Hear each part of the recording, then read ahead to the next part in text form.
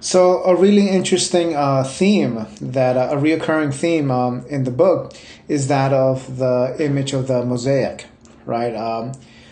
These images, these pictures that are put together very beautifully with fragmented pieces. You see them in church windows, right? They are like little pieces of glass that have been put together and glued together and form like this really beautiful image. Now that is a symbol that contains a lot of like deep spiritual wisdom.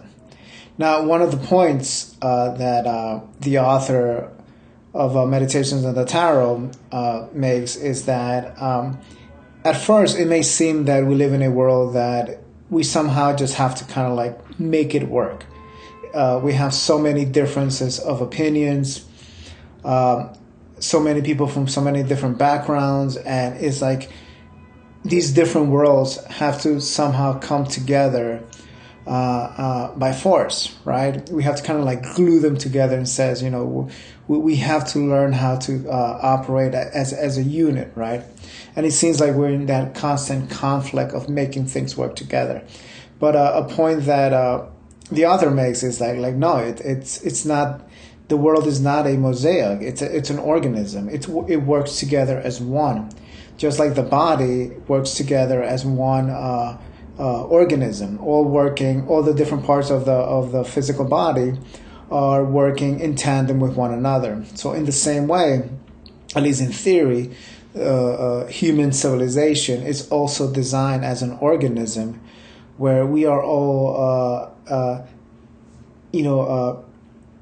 designed to really work with one another, right? A really common example that they give in the East is like the different fingers in a hand, right? The fingers don't, they don't contradict one another. They work together.